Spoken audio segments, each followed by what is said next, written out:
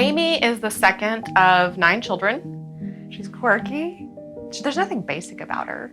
I don't even know how you just it's like asking me to describe the coolest thing you've ever seen, with adjectives. I don't know how to do that. She's just Amy.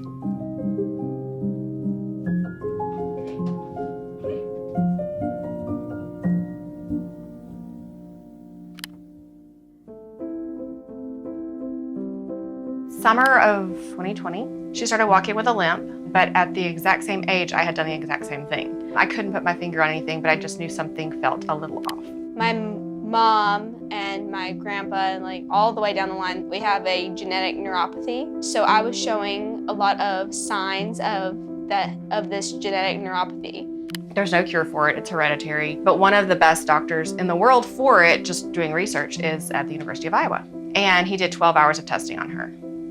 And after 12 hours of testing, he said, I need to send you to an MRI tomorrow. The MRI showed something that we hadn't expected. The MRI was supposed to take 30 minutes, and then it ended up taking 2.5 hours. Keep in mind, we're still thinking that maybe she has a pinched nerve. And it was a tumor on my brainstem. Apparently I had had it my whole life. Without them doing something within the next 2 to 3 days, that she would be dead in no time. She had a brain surgery 4 days later for 9 hours. And they came out of that surgery letting us know that they couldn't do anything for her and that she had about 6 weeks to live. 2 weeks later, she was vomiting profusely, and so they went in and they put a shunt in her brain so it drains the cerebral fluid. And she told me, I'm not scared to die. She was just resilient and resolved. People say all the time that they can't imagine. She couldn't imagine, and then she was living it. And she was just magic.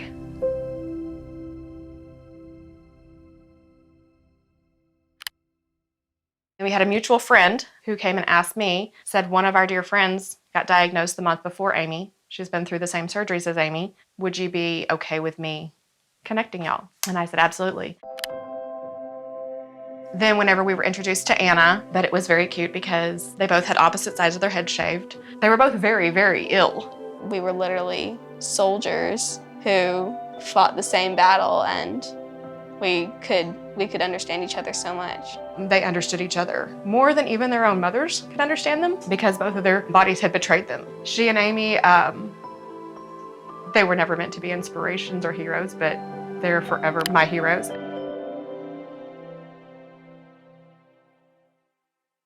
My sister, she kind of made a joke to me. She's like, Amy, don't you become one of those Make-A-Wish kids. The hospital works with Make-A-Wish, and then Make-A-Wish calls you. We thought that you had to be dying, and so when you're offering us a wish, and she was in fact dying, but when you're offering us a wish, it doesn't feel like a gift. It feels like a sentence. As soon as my mom kind of explained to me what it was the day that she was asking about it, I was already thinking of ideas. In typical Amy fashion, they sent her a list of all the things that she could do, and she said, I'm actually not interested, thank you. I would like a she shed. Just so Amy. And they're like, well, that's not on the list. Well, but I think that it could be. I just wanted my space. I've never had my own room or anything. Whenever she would get bad news, it doesn't matter, literally every freaking day she came home talking about the she shed.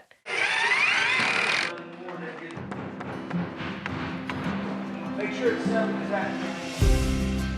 Make-A-Wish Foundation contacted Stacy Woodward, our executive officer at the Eames Home Builders. The wish was for us to help them with the project. And as a board, we unanimously voted that this would be something that we'd love to help out with. Through the Make-A-Wish Foundation contacting Joe Stroutman texted me one day, or I think texted or called, and he said, hey, would this be something your class could do? I just knew that I had an appointment and that Ames Builder Association and the builder for the wish was supposed to be at our house. Danny Jones, Stacy Woodward, and I met Amy out at their farm just southeast of Boone. Amy and her brother look up and say, Mr. Jones. That's Mr. Jones, our shop class teacher. And I go, Amy Stanton? I'm like, I see her get out of the car and I see David get out of the car and I said, it's you guys, basically. And so when I saw that, I was like, are you kidding me? This is for you? I said, this is really cool. Mr. Jones has been recruited by the Eames Builder Association to grant this wish to build the she shed. At that time, we got to see her blueprint, where the site of where this she shed's going to go, and got to meet her firsthand and hear about her story. She ended up drawing a pretty detailed blueprint that was sent to us with the wish. You could just see the whole idea of everything that she drew in that blueprint. She was just so upbeat about it and just made us so excited to be a part of this project. The fact that it was for the Make-A-Wish Foundation, what a tremendous opportunity for young people who aren't always thinking about anything but themselves to give something back to somebody who probably needs it more than they do. Most of these kids don't know who they're building it for, and it actually is a fellow students. When the unveiling comes, it's going to be pretty neat to see their face, and it's just going to be a big surprise and really neat. I think it's awesome. I never would have thought in like a million years someone would want us to make them a building for them. It's a great experience to me.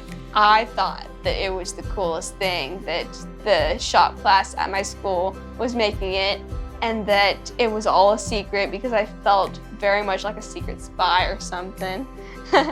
Like, I know something you know. Put it in the top of that plan, okay? Who's got a tape measure? We're gonna do this in 2 pieces so I can show you how to piece it together. This is 10 feet long. Our siding is 12 feet long. So right now we've had about 20 kids, I would say, working on this project. We've got it framed up, got the rafters on. We've done a mock-up of the roof for the shingle colors. We're looking at next phase is to place the windows and doors and start on the inside work, which will have electrical. It'll have plumbing piped in. It will have finished interior walls, insulated, ceiling fan and the vaulted ceiling in a lofted area. I'd say the hardest part is siding is kind of a pain in the butt, you know, and some of the stuff we've been learning on the go, but I think we've done a really good job with it. We want to make it personalized for her, follow her wishes, because this is her place. So we can measure this one of 2 ways. Down here, hold that end right there. Put a nail in there and just check our stud. The charisma in that man, he's blown our minds. He got as much joy out of this as Amy did, hands down. He just kind of exudes like this bubbly, happy, but like actual genuine joy. What a great teacher. We get out here and we get to use our hands and we get to work and we get to build something. And what I told them, I said, this is an honor to do this. This is something that is beyond yourself as an individual. It's beyond yourself, beyond the classroom. Whatever happens in this young lady's life, you will have this garden shed to know that you did something that was not for yourself, it was for somebody else. And nobody may ever know about it, but you will.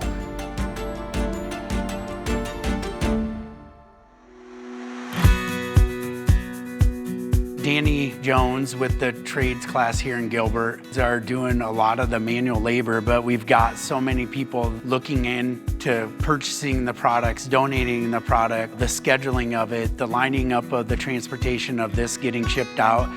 As we'll go throughout the project, we will get like these trucks that come in and will offload supplies, and each time they're from like a different store or output location. You can just tell that there's a lot coming from every different which way, and it's just all from the community. And everything that you see behind this has been fully donated. We haven't spent any money on it. It's been all given. There wasn't a single vendor that said no to wanting to help with it. They just said yes. If I could ever thank everyone personally, from the bottom of our heart, every single person that donated to this, you may not be seen, but you're certainly not unnoticed. Our product has gone amazingly well in terms of the quality of work the kids have done. And I knew we could get it good, but right now we're doing beyond good. He also came to me one day. He brought up pictures on his phone of different colors, and he had me pick out the exact color that I wanted it to be. Before she went into her first surgery, her aunt couldn't be here, and so she sent her a scarf that she was wearing with lemons on it. She went into her surgery holding the scarf. Every procedure that she's had since, she's held onto this lemon scarf. It's like her little touchstone. Yellow turned into my favorite color, and lemons became one of my most favorite things.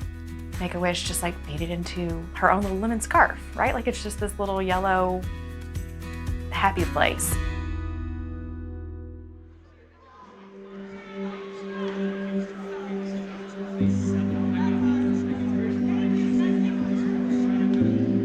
There was an assembly and they brought everyone into the gym who wanted to show up for the reveal. Well, I knew a lot of them were kind of clueless. They're just like, we're going into the gym. They had no idea why.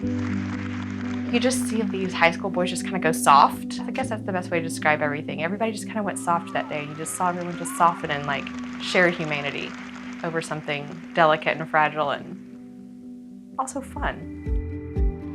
I walked in, I just saw everyone's shocked faces, like, what is going on? And who is this?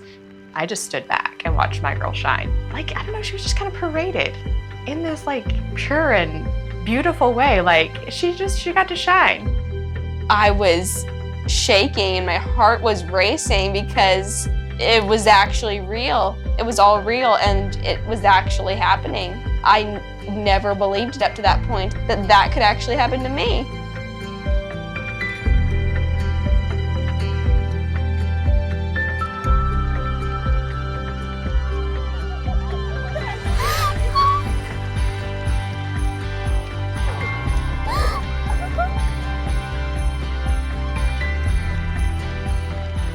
Remarkable. Everything about that day, everything was remarkable. It was so cool just to see what she'd been waiting for revealed, and then all the excitement and the anticipation with everyone, and then all the students finding out that she was the kid that they had made it for. It was very surreal. I saw a door, and in that moment I was like, oh, this is mine. That's my picture. It just felt very cool. Coming from the lowest point in your journey and then coming to the spot where you actually are recovered and you can actually feel alive. That's the real gift that you can have. That's the real wish.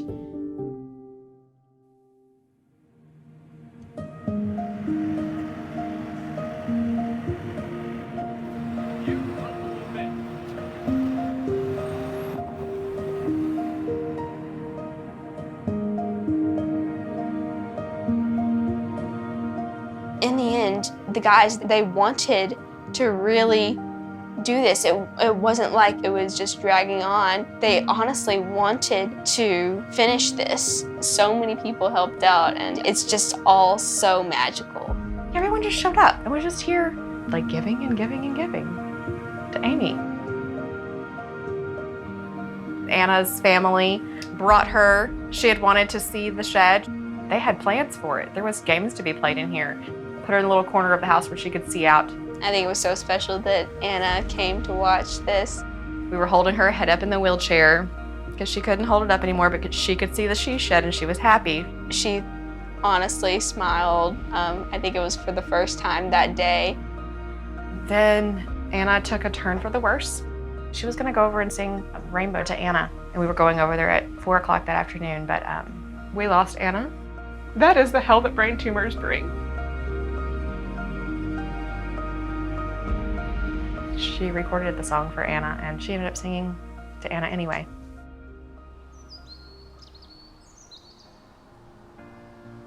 Let go of your umbrella, darling, I'm just trying to tell you that there's always been a rainbow hanging over your head.